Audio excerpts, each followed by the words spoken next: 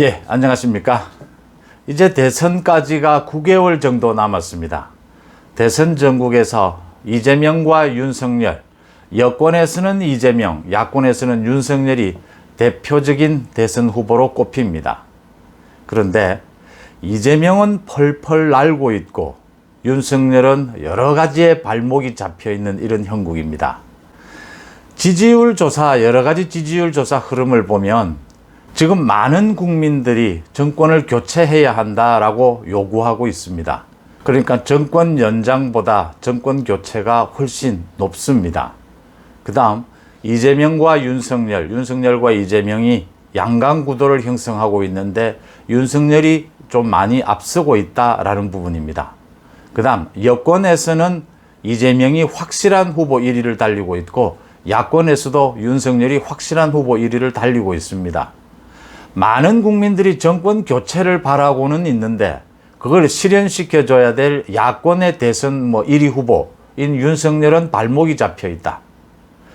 정권 연장에 대한 국민들의 지지율은 낮긴 하지만 이재명은 여권의 대표적인 주자인 이재명은 지금 펄펄 날고 있다.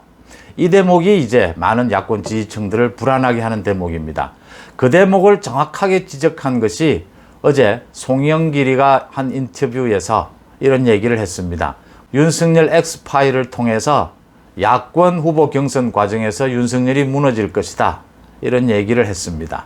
지금 여권에서는 믿을 수 있는 게 이재명으로 대세론이 확실하게 정해진다면 여권은 분열되지 않을 수 있다. 야권이 분열될 가능성이 굉장히 높다. 그러면 3자 대결 구도로 갈 수 있다. 그러면 여권이 이길 수 있다. 지금 현재 양자 대결 구도로 가서 여권이 이길 수 있는 길은 거의 보이지 않습니다. 문제는 야권의 분열입니다. 이 야권의 분열 어떻게 막을 수 있을 것이냐, 이게 지금 눈앞에 닥친 관건입니다. 이재명이 왜 펄펄 날고 있느냐? 이재명은 오늘 2박 3일간의 일정으로 경남을 방문했습니다. 무려 2박 3일간의 일정으로 경남을 방문한 이유는 김경수를 만나기 위해서입니다. 여러 가지 행사를 합니다. 상생협약을 맺고 이런 행사들을 하는데 그건 전부 거칠애일 뿐이고 가장 중요한 것은 김경수와 2박 3일 동안 시간을 보낸다는 점입니다. 이재명이 이렇게 중요한 순간에 김경수와 2박 3일의 시간을 보낸다. 거기에는 이유가 있습니다. 내일도 경남 고성에 가서 협약식을 고성군청과 맺는데 거기에도 아무런 의미는 없습니다. 중요한 것은 백두현 고성군수입니다. 백두현은 김경수의 초등학교 동창생입니다. 오랫동안 친구입니다. 백두현 내일 만난다고 하는 것은 김경수와 계속 시간을 가진다는 걸 의미합니다. 이 대목에서 이재명이 김경수를 왜 만나느냐? 이재명 대세론을 이제 결정짓는 과정입니다. 지금 소위 친문이라고 했을 때 상징적인 친문의 핵심은 김경수입니다. 조국도 무너지고 다 무너져 있는 상태에서 친문 전체에 대해서 시그널을 낼 수 있는 사람은 김경수, 이해찬입니다. 근데 이해찬은 중립을 이야기했습니다. 친문 후보를 억지로 내서는 안 된다라는 식의 중립. 청와대에서 계속 나오고 있는 이야기는 문재인 대통령과 같이 일했던 청와대 사람들은 어느 캠프에 가담하지 말아라. 중립성을 해칠 수 있다라는 시그널입니다. 중립을 지킨다는 것은 이재명의 손을 들어주는 것입니다. 아주 앞서가고 있는 1등이 있는데 지금 경선에서 중립을 지키면 그 1등의 손을 들어주는 것이죠. 이재명은 김경수에게 중립을 지켜달라는 것이고 여러 차례 김경수와 만나자고 하는 걸 김경수가 미루고 있다가 이번에 2박 3일간의 만남이 이루어진 것입니다. 이 이루어졌다라고 하는 것은 김경수가 오케이 했다라는 이야기입니다. 김경수와 이재명이 2박 3일간에 만나고 나면 이제 여권에서 이재명 대세로는 공고해질 것이다 이렇게 보입니다. 지금 여권에서 판 흔들기에 나선 주제들인 경선 일정을 늦추자, 그 다음 개헌, 이런 부분의 이야기들은 미풍에 그칠 것이다 라고 봅니다. 경선을 늦춘다고 하더라도 이재명 대세론을 막을 수도 없고 개헌을 대선 공약에 그게 야권에 이제 호응이 있어야 이게 파급력이 커지게 되는데 내든 내지 않든 이재명 대세론을 막을 그런 요인은 되지를 못합니다. 이재명 대세론은 확실하게 굳어질 것이고 이제 여권은 빠른 속도로 이재명이냐 이재명 아니냐, 이재명 대세론으로 전체가 뭉치면서 일부 이재명에 반대하는 사람은 떨어져 나갈 수 있을 것입니다. 핵심적인 것은 여권은 이재명으로 완전히 뭉친다라는 이야기입니다. 그럼 야권은 어떻게 되느냐? 윤석열 총장이 이동훈 대변인을 통해서 오늘 아침에 아주 중요한 메시지를 내놓았습니다. 내용은 이겁니다. 여야의 협공에는 일절 대응하지 않겠다. 국민이 가르치는 대로 큰 정치를 하겠다. 여야의 협공이 지금 일어나고 있죠. 여기에 일절 대응하지 않겠다. 어떤 느낌이 드십니까? 신경질적인 반응이 묻어 있습니다. 앞으로 국민이 가르치는 대로 큰 정치를 하겠다. 뭐 이런 식의 얘기는 많이 듣던 이야기지 않습니까? 상당히 불쾌할 때 언제나 나오는 이야기들입니다. 이 부분에 대해서 국민의힘의 이준석 대표가 또 메시지를 내놓았습니다. 잠재적인 우리 당 야권의 대선 주자가 될 수 있는 분들과 이견, 다른 의견이 자주 노출되는 것은 앞으로 피하려고 한다. 앞으로는 비슷한 점을 많이 강조하려고 한다. 이준석 대표가 이제 많이 후퇴를 했죠. 후퇴를 하는 모양을 보여줍니다. 이제 모두 공정하고 모두 포용을 하겠다, 이런 자세로 바뀌고 있습니다. 그러니까 거듭 말씀드렸다시피 지금 뭐 공천을 주기 전에 자격시험을 치느냐, 뭐 당개혁을 어떻게 하느냐, 정해진 것 아무것도 없습니다. 많이 논란해도 괜찮습니다. 당내에서 뭐 공방전이 벌어져도 괜찮습니다. 그렇게 하다가 뭐 최종 안을 만들면 됩니다. 다 뭐 의미 있는 일이고 그건 크게 중요한 게 아닙니다.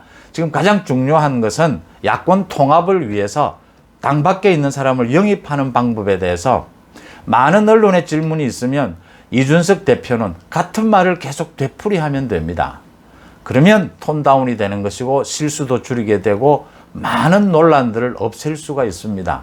그러니까 야권의 가장 중심 플랫폼이라고 하죠. 국민의힘의 당대표는 이 야권 통합에 대해서의 말은 굉장히 무게감이 있어야 한다. 신뢰성이 있어야 한다. 이 점을 이준석 대표가 확실하게 이야기한 것이라고 봅니다. 앞으로는 다른 대선 주자들, 야권 전체에 다른 의견은 별로 말하지 않겠다. 비슷한 점을 많이 말하겠다. 이렇게 이제 응수를 했습니다. 왜냐하면 윤석열 측의 메시지가 상당히 좀 신경질적인, 상당히 불쾌한 메시지였죠. 일절 대응하지 않겠다. 여야의 협공이라고 했습니다. 윤석열이. 여야의 이 협공에 일절 대응하지 않겠다. 큰 정치를 하겠다. 이렇게 이야기를 한 것입니다. 이것에 대해서 이제 이준석이가 이렇게 받은 것입니다. 그 다음에 국민의힘 입당에 대해서는 기존 모두 말씀드렸기 때문에 더 이상 말씀드릴 게 없다. 그러니까 8월 입당하라고 하는 이준석 대표의 그 말에 우리들의 정치 일정도 크게 다르지 않다라는 것, 8월 입당의 무게를 실은 것입니다.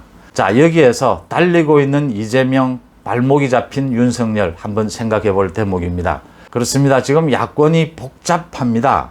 지금 국민의힘 안에서도 이준석 체제를 흔들려고 하는 파도 있고 이준석 체제를 지지하는 파도 있고 지금 뭐 대선 주자도 10명 가까이 되는데 모두들 생각과 계산이 모두 다릅니다. 당 바깥에도 안철수 생각 다르고 윤석열 생각 다르고 뭐 홍준표 생각 다 모두 다릅니다. 정권 교체를 위해서 모든 것을 희생해야 된다라고 하는 사람도 있고 정권 교체를 아예 되지 않아도 내 정치 지분만 잘 챙기고 정치권에서 살아남는 게 더 중요하다는 사람도 야권에 있습니다. 이 중간에서 정권 교체를 하면 좋고 안 해도 내 정치 지분을 잘 챙겨가면 된다라는 사람들도 많습니다. 여기에서 윤석열이 입당을 빨리 결정하는 것이 좋으냐, 미루는 것이 좋으냐, 이게 어떤 게 좋으냐, 딱 모델은 두 가지입니다. 3당 합당을 실현시켰던 YS 김영삼 전 대통령의 결단, 아니면 지난 10년 동안 안철수 대표가 보여줬던 좀 우유부단한 부분, 아마 추측건데 윤석열 총장 주변에 많은 사람들이 조언을 해줄 것입니다. 모두 이 두 가지 내용으로 조언을 할 겁니다. 정권 교체를 앞세워서 빨리 입당을 해서 빨리 국민의힘 야당에 적응하는 것이 필요하다라는 주장도 있을 테고, 아니다, 가장 중요한 것은 대통령 선거에 나가는 것인데 지금 야당에 들어가 봐야 뭐 표현 이렇게들 다 하죠. 독사 같은 그 오래 정치한 무리들에게 둘러싸여서 재산만 다 잃을 뿐이다. 지지율만 다 잃을 뿐이고 유혹만 당할 수 있다. 들러리만 될 수 있다. 이런 얘기를 하게 됩니다. 이제 우리가 충성심이라고 얘기를 할 때 보통 이렇게 정권 교체라는 명분을 내세워서 객관적인 판세를 보고 윤석열에게 빨리 입당하는 것이 좋겠다라고 이야기하는 사람보다는 아니다. 윤석열 개인을 지키기 위해서 무조건 윤석열이 나서서 대통령이 되기 위해서는 가급적이면 이 혼란한 김종인이 이야기한 아싸리판인 이 야당에 하루라도 늦게 들어가는 것이 더 낫다. 그래야 더 신선미도 지킬 수 있고 그 검증의 기간도 줄일 수 있다. 이게 일견 들으면 언제나 그렇습니다. 이 윤석열 입장에 들을 때는 언제나 국민의힘의 입당을 늦추는 것이 늦추면 늦출수록 좋고 어떻게 해서든지 대통령 선거에는 나가야 한다. 나가면 이길 수 있다 하는 이 말이 더 솔깃할 겁니다. 이렇게 말하는 사람이 더 자신을 아끼는 것처럼 보일 겁니다. 근데 실제가 그렇느냐 하는 부분입니다. 이 부분 때문에 안철수가 10년 동안 계속 정치의 언저리에서 빙빙 돌았습니다. YS는 이러지 않았습니다. YS는 3당 결단을 했습니다. 여기서 제가 드리고 싶은 말씀은 참모는 참모일 뿐입니다. 결단을 내려야 하는 사람은 딱 한 사람입니다. 언제나 주인공입니다. 결단을 내리지 못하면 모두가 참모가 됩니다. 주인공이 없어집니다. 지금까지 그러니까 지난 12월부터 보궐선거를 겨냥해서 야권 후보 단일화를 시작할 때 이거 안철수 이전의 안철수입니다. 지금 지난 10년간의 안철수의 정치는 안철수가 주인공이 아니었습니다. 그러니까 모든 참모들이 걱정하고 안철수를 걱정해 주는 것처럼 하는 것, 거기에 휩쓸리는 겁니다. 우유부단해지는 거죠. YS가 3당 합당을 결정할 때는 YS는 이미 오래전에 3당 합당을 자기 혼자서 결정을 해놓았습니다.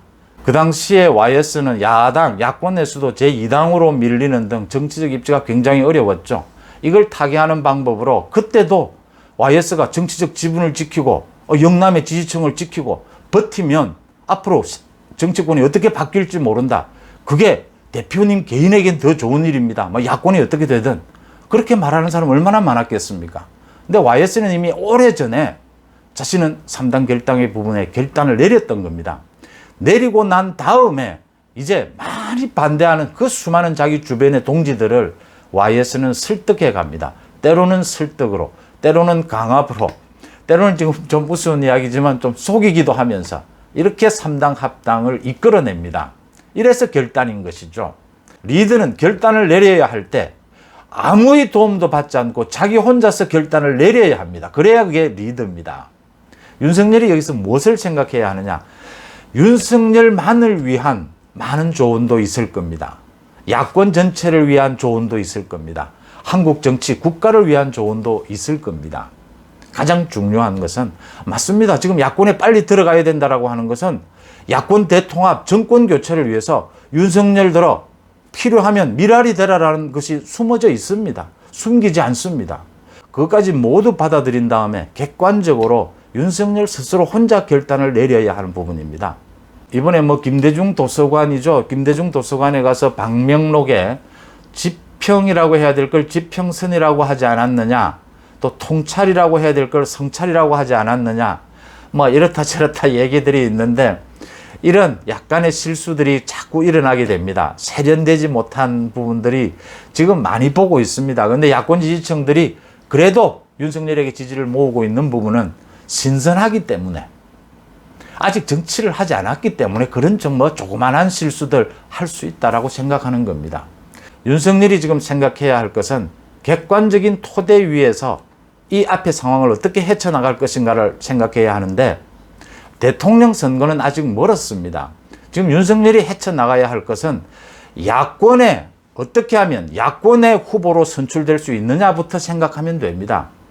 야권의 후보에 선출되는데 윤석열에 대해서 나와 있는 모든 공격 자료, 소위 윤석열 X파일 모두가 야권 경선 과정에서 다 나오게 될 겁니다. 언제나처럼 보듯이 윤석열 X파일에 나와 있는 그 많은 의혹들 깔끔하게 해소될 부분도 있을 테고 해소되지 않고 넘어갈 부분도 많을 겁니다. 정치적 논쟁이 언제나 그렇습니다.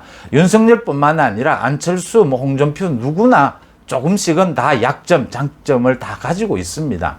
정치적 논쟁, 경선 과정에서 많은 공격이 이어져도 그 자체를 해소할 수도 있고 아니면 또 다른 자신의 장점으로 그걸 덮으면 갈 수도 있고 아니면 의혹을 아예 해소하지도 못하고 안고 가는 경우도 대부분입니다. 이재명과 윤석열 이재명은 제가 보기에는 윤석열보다 훨씬 많은 단점들, 아킬레스건들을 가지고 있습니다. 근데 이재명의 강점은 그런 많은 공격, 많은 비난에도 불구하고 별로 커다란 상처를 입지 않는다는 점입니다. 어차피 야권의 대선 주자 후보가 되어야 대선을 나갈 수가 있습니다. 그 기간을 좁혀서, 검증의 기간을 좁히는 게 장점도 있겠지만 그 기간을 오히려 넓혀서 오는 장점도 있습니다. 넓히면 동지감은 더 생깁니다. 맞습니다. 김종인의 아사리판이라는 것 어떤 의미에서 맞는 부분이 있습니다. 지금 국민의힘 안에만 해도 뭐 수십 갈래입니다. 지금 생각들이 아예 정권 교체 필요 없다라고 생각하는 사람들도 많이 있습니다. 이준석 대표 체제 바로 끝장내고 싶어 하는 사람도 많습니다. 중요한 것은 객관적인 분석입니다. 객관적인 분석을 해서 자신을 스스로 돌아보고 자신의 모자라는 부분, 정치적으로는 모자랍니다. 누가 봐도. 근데 검찰총장으로서 보여준 그 공정의 브랜드는 누구도 가치를 훼손할 수 없습니다. 그래서 국민들의 지지가 모여 있는 겁니다. 날고 있는 이재명, 발목이 묶여 있는 윤석열, 이제 윤석열이 자신의 발목을 묶고 있는 이 사슬들을 확 끊어내고 국민의힘과 손을 잡아야 하는 그런 결단의 순간이 오고 있고, 그 결단은 많은 조언을 듣겠지만 결국은 윤석열 혼자 자신이 고독하게 그 결단을 내려야 한다. 고맙습니다.